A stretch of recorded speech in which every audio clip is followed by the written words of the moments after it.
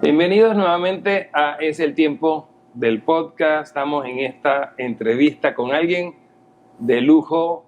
Estoy muy contento de poder tener una conversación amena y sin más.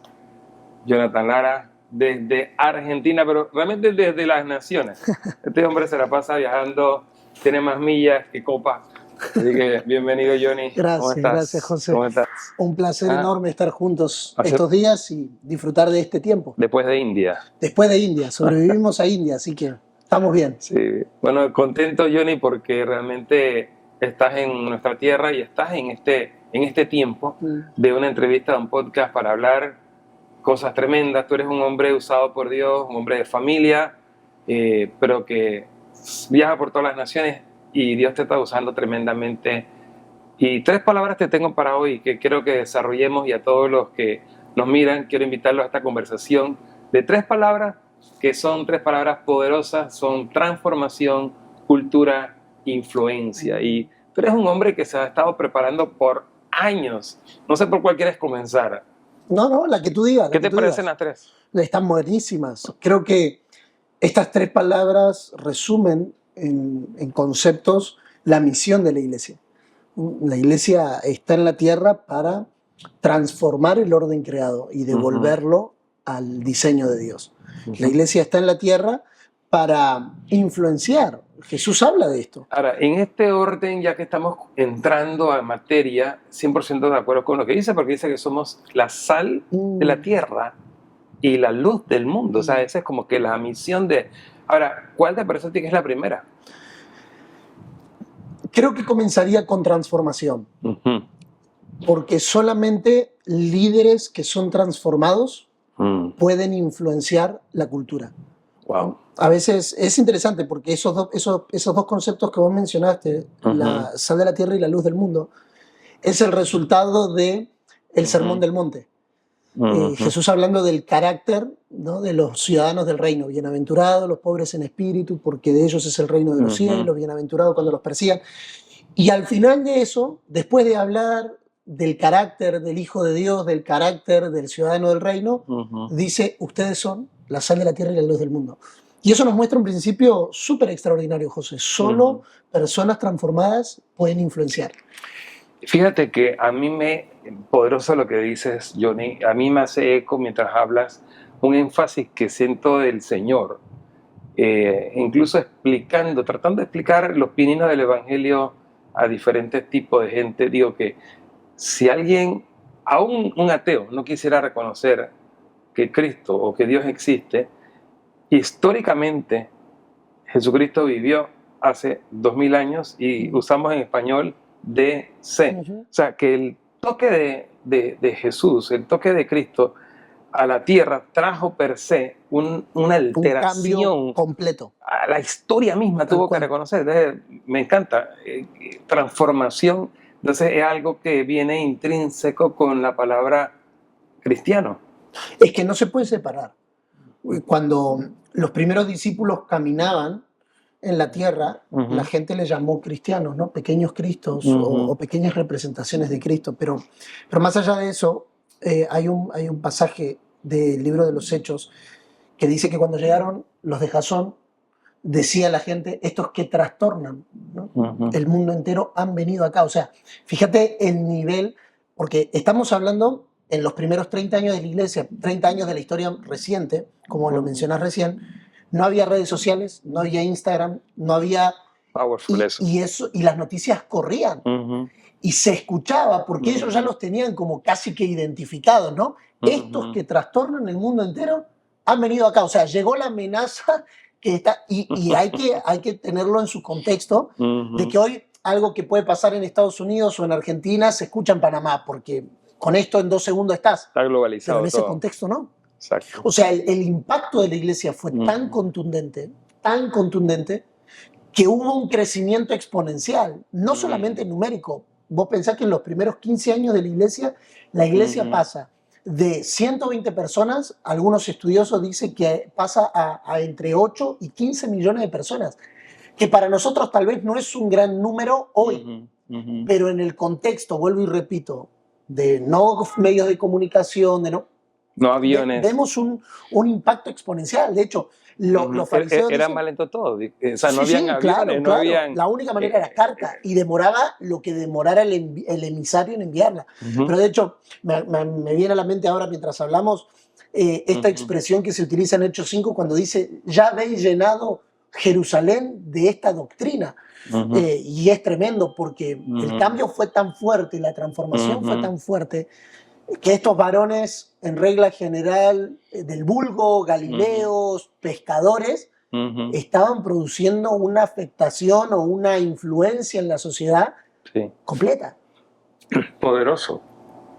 Fíjate que mientras hablabas también me venía a la mente que todo sucedió después de la resurrección. O sea, salen ellos y dicen, esto que vimos, esto que hemos palpado, esto, de hecho, los escritos y todo era en función a que el Señor no está muerto, el Señor vive, o sea, el poder de la resurrección. Y al final, fíjate que también uno, en octubre del 2023 estuvimos en Turquía, recorriendo todo lo que fue el viaje del apóstol Pablo, el primer viaje misionero. Y es impresionante eso que hablabas hace un momento, como sin aviones, sin autobuses, sin carros o autos, etcétera, etcétera, etcétera. Pablo y todos los hombres que hicieron lo difícil de ese tiempo que era y los peligros que había, porque tú llegabas y anunciabas algo y era todo lo que le pasó en Tesalónica y en tantos lugares. Era un mensaje completamente revolucionario, porque las declaraciones, por eso la religión nos ha hecho un daño cuando nos robó verdades, ¿no? Por ejemplo, Jesús es el Señor. Esa es hoy una declaración de campaña evangelística, pero para los primeros cristianos era un mensaje anti el sistema, porque la declaración era de César y Quirios, César es el Señor. Así y ellos aparecen para decir post-resurrección, no, César no es el Señor, Jesús es el Señor. Pedro dice algo en Hechos 2, que es a quien ustedes crucificaron, Dios le ha hecho Señor. Y esa verdad comenzó a permear. Eran sediciosos. Claro, eran antisistema, iban en paralelo. Me gusta una palabra que le escuché una vez a un teólogo que dice, eran una alternativa. Interesante. Directamente no estaban en oposición al César, pero su mensaje era una alternativa. La iglesia, de esto tal vez sea muy personal mi comentario, pero yo no creo que la iglesia sea oposición. Creo que la iglesia es gobierno. Y cuando estamos en un lugar de oposición, estamos en un lugar de conflicto, de enemistad, de guerra, pero cuando entendemos que no, las puertas del Hades no prevalecen. La iglesia es el gobierno de Dios, la embajada del reino de Dios en la tierra que está para presentarle al mundo una alternativa, ¿no? La misma disyuntiva de 1 Reyes 18. Si Jehová es Dios, seguidle. Si Baal es Dios, seguidle. Hay dos alternativas. Jesús dijo, pongo delante de ustedes dos caminos. Esa disyuntiva está presente en todo el decorrer de la iglesia. Powerful, powerful. Ahora, fíjate que también me viene a la mente, y antes de salir de esta palabra transformación, segunda de Corintios 5:17, habla de nueva criatura, o sea, y todo lo de la metamorfosis y todo la famosa oruga y o sea, la mariposa sufre y esa palabrita de que ya no eres lo que era, ahora eres, yo creo que completa esta conversación de la palabra transformación, antes de pasar a no sé cuál será la segunda para ti, pero velo pensando. Es que mira, mientras te escucho pienso en algo que dijiste recién y me parece que es tremendo. Pues dijiste, hablando del Cristo resucitado, ¿no? Y cómo esto pasa post-resurrección. Y es interesante porque post-resurrección, antes de ser enviados a predicar, viene el Espíritu Santo. Y el Espíritu Santo entra en ellos, ¿no? Hechos 2. Y Hechos 3, el primer milagro que nosotros vemos, Pedro y Juan, en la puerta del templo, orando por el paralítico, le dicen, no tengo plata ni oro, pero lo que tengo, o sea, lo que recibí, eso te doy. O sea, yo no te puedo transformar tu condición de paralítico, yo, pero lo que tengo, que he recibido, que me ha transformado a mí, ahora te puede transformar a vos. Poderoso. Entonces, transformación, porque no me quiero quedar sin tiempo. ¿Cuál sería la segunda? Influencia. Influencia. ¿Por qué influencia después?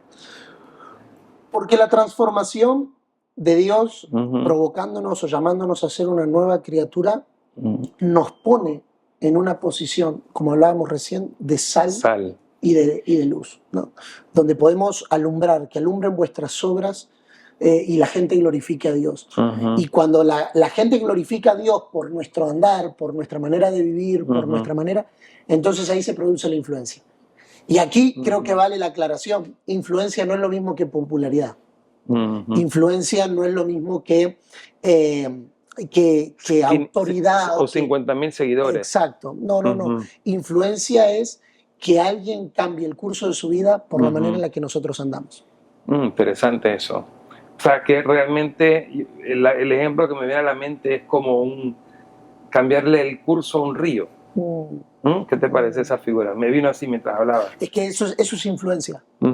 Es alterar internamente el flujo del río. El canal de Panamá cambió el flujo de los barcos. Wow. Fíjate qué interesante que cuando tú ves el canal de Panamá, hay una palabrita, y bueno, tal vez pareciera que me salga un poco del tema, pero cuando se hizo el canal de Panamá, cambia o se establece el estándar de la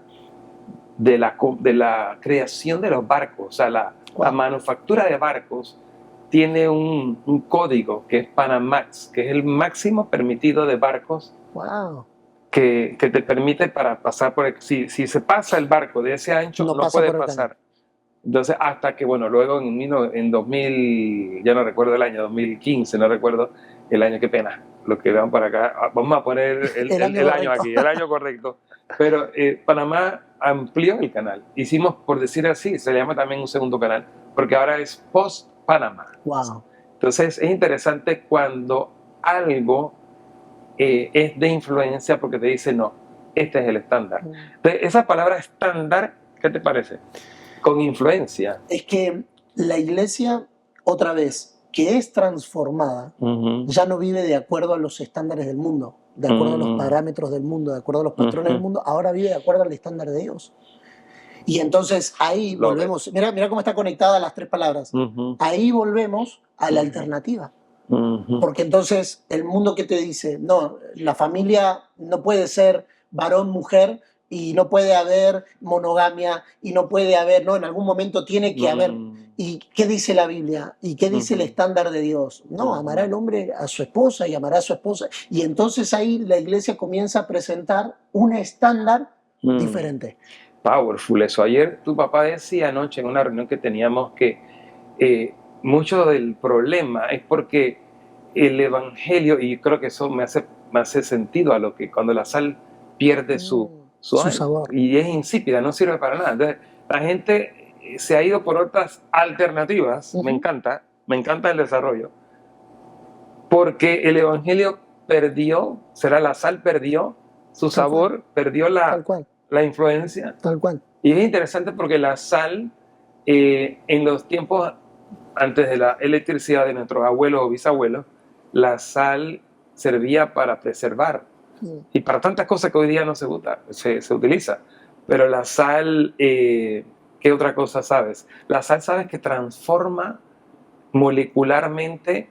Una vez hice un estudio de eso, no lo tengo aquí en el dedillo, pero la sal altera como químicamente, ¿sabes algo de eso?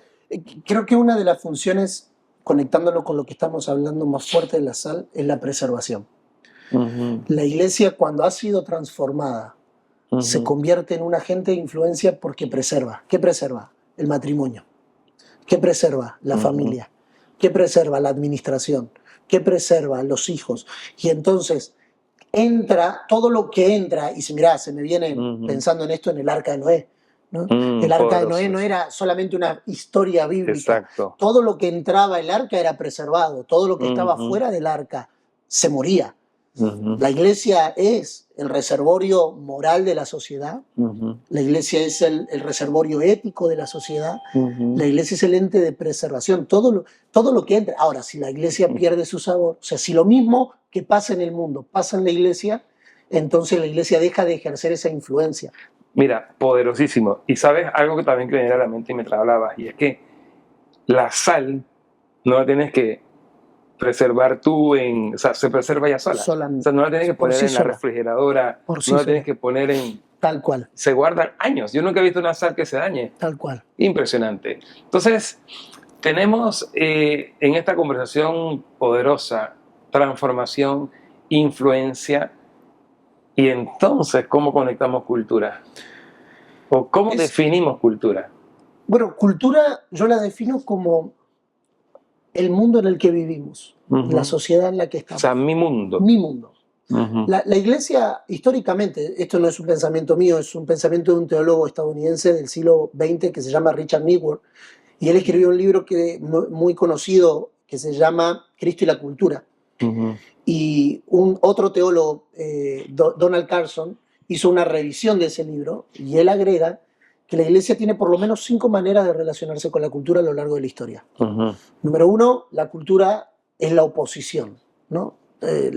Todo en la cultura está mal, entonces nos tenemos que abstraer de la cultura. Movimientos anabatistas, alejados de la realidad, alejados del mundo. Otra opción o otra forma en la que la iglesia se ha relacionado con la cultura es haciendo de la cultura su centro. Tenemos que estar adaptados a la cultura, tenemos que ser como para que nos entiendan, tenemos que hablar como ellos, tenemos que vestirnos como ellos, tenemos que hacer el culto como ellos. En tercer lugar, o la tercera manera de la relación es un evangelio adaptado o modificado para que encaje en la cultura. Número 4, una manera de relacionarnos con la cultura como nosotros acá y ellos allá. Y número 5, una manera en la que se integran las 4 perspectivas para encontrar un balance. Y históricamente ha sido el desafío para la iglesia.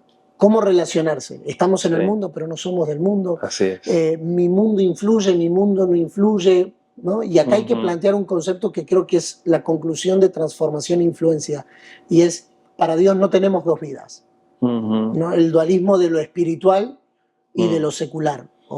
Yo tengo a Cristo y además tengo una vida, ¿no? Pastor, que usted tiene que entender que yo además de Cristo tengo trabajo. Y esa separación hace que tengamos una vida espiritual y una vida secular. Una vida espiritual y una vida en la cultura, donde nos relacionamos con la cultura como cualquier otra persona. Y nosotros estamos llamados, si hemos sido transformados y nos hemos convertido en agentes de influencia, a afectar positivamente la cultura en la que estamos. Podemos concluir en ese punto que parte de la cultura, somos llamados primero a pensar distinto, somos llamados a tener una cultura, o formar una cultura, y podemos hablar tal vez ahí de medio lado del reino de Dios. Tal cual. Porque realmente venimos, ¿no? Y Padre Nuestro dice que se haga en la tierra como en el cielo. Como en el cielo. O sea, la cultura del reino, la cultura de tu reino, establécelo, hazlo aquí, que sea hecho en mí. Yo creo, Johnny, que bueno, me permites llamarte Johnny. Sí, por favor. Porque estamos aquí medio formal, pero también estamos en confianza. Yo creo que, y ahí entro en un punto que es con el que quiero concluir. Hace poco ustedes tienen un movimiento tremendo que se llama Mentes de Gobierno.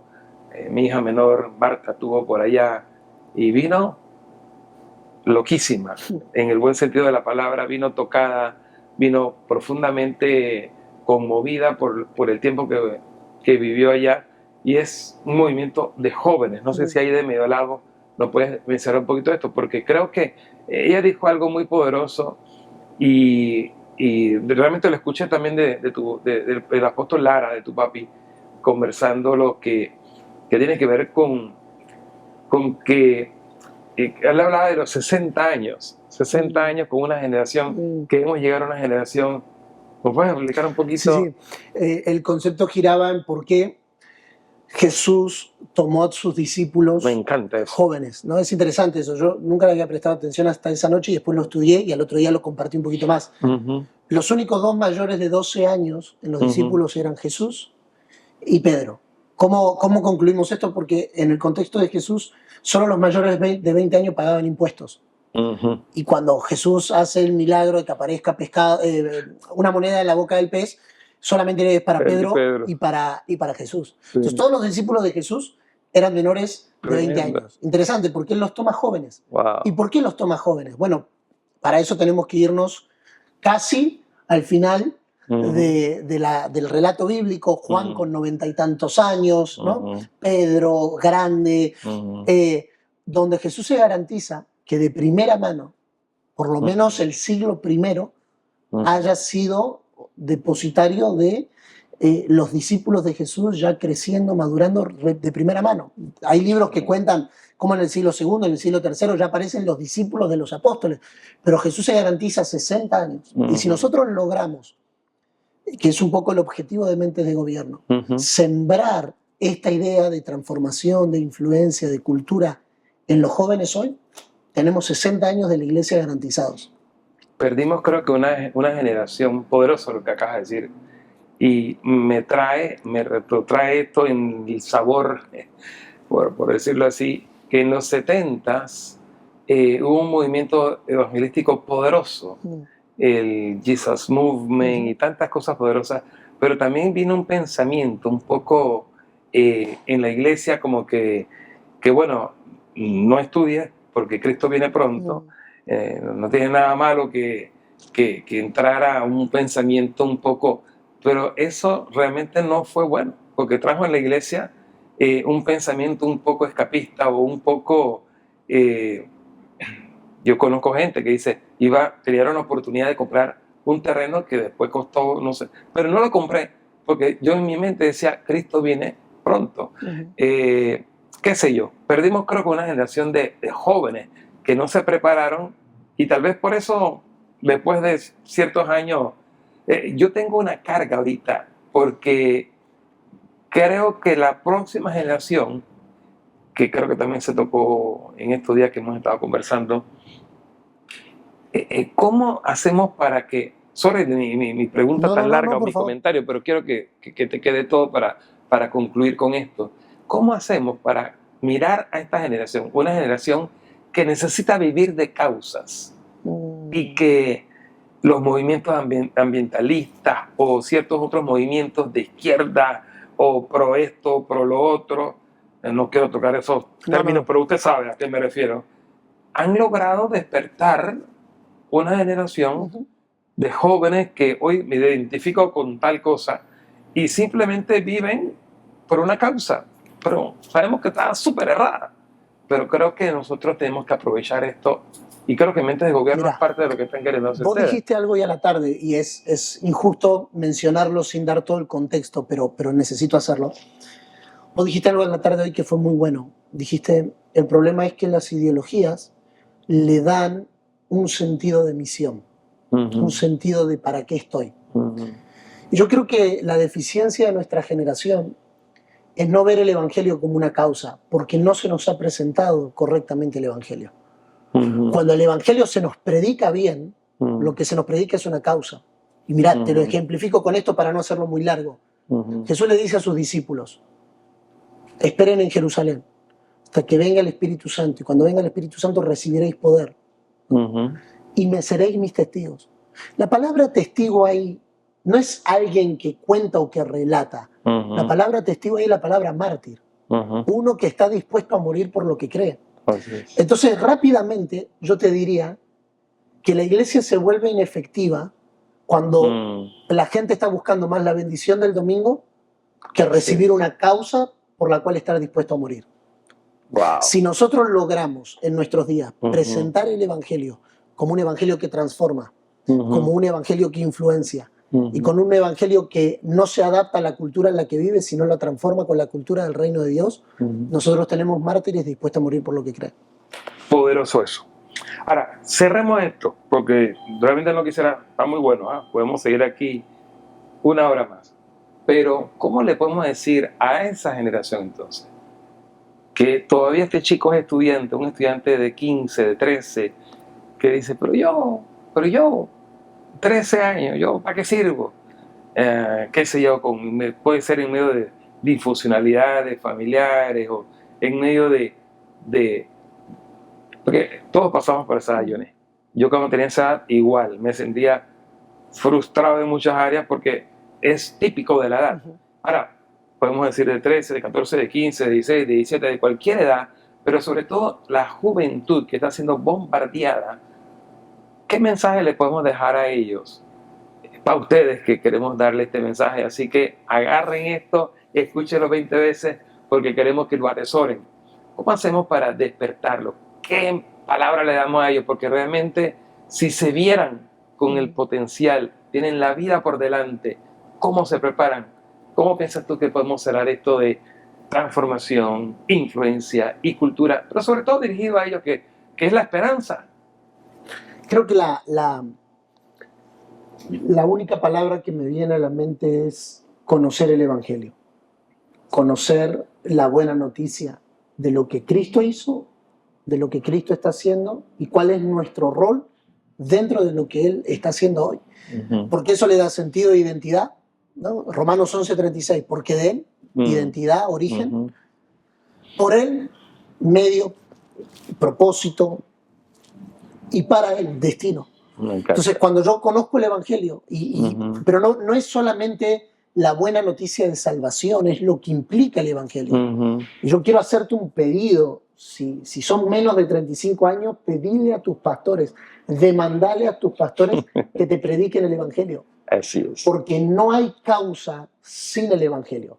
Ahora, cuando el Evangelio se nos revela, Pablo no tuvo problema en abandonar su vida. Pablo no tuvo problema en renunciar a su estatus. Pablo no tuvo problema en renunciar a su fama o a su reconocimiento, inclusive a su falsa misión, porque se encontró con el Evangelio. Y el Evangelio no son cosas, no son reglas, no son imposiciones. El Evangelio es una persona. Es Cristo. Poderoso. Fíjate que, y si me permites, poderoso lo que dices, pero quiero añadir una cosa que me voló la cabeza en estos días, con eso que tú hablaste, me lo recordó. Y es que Jesucristo, joven que nos escucha, Jesucristo fue un joven de 12 años, pero captó la causa pronto. Dice, en los negocios de mi padre. Me es necesario estar. A los 13, 14 años, pensemos en Jesús, Él regresó. José y María se lo llevaron, lo regañaron. Hijo, tú tienes que, pero dice, en los negocios de mi padre, pero no se sabe más de Jesús hasta cuando viene a ser bautizado por su primo, Juan el Bautista. Y Jesús fue un carpintero. Y algo que meditaba en estos días, me voló la cabeza eso, que Jesucristo no estaba, su propósito no era ser carpintero, no estaba llamado. Él no vino a la tierra para ser carpintero, pero lo fue por todos esos años, hasta que. Pero yo creo que a veces nos desespera a los jóvenes. Cuando yo fui joven, me desesperaba que todavía no estaba en el que debía y me desesperaba el hecho de querer y entonces soy mal hijo en la casa porque mi papi me dice que haga esto, mi mamá me dice que haga lo otro, tengo que estudiar y entonces creo que, joven, lo que les toca a ustedes es sean buenos estudiantes, sean buenos. O sea, creer el Evangelio es aplicarlo en lo que te toca hoy barriendo, agarrando la escoba. Tal cual. Johnny, gracias. Gracias, José. Gracias por Disfruté este mucho tiempo la conversación. poderoso y gracias a todos los que hoy nos han acompañado hasta este momento. Suscríbete al canal y sigue viendo esto porque van a venir otros tiempos tremendos como este y realmente estamos maravillados con este tiempo que Dios nos ha regalado contigo, Jonathan. Gracias, José. Nos vemos pronto.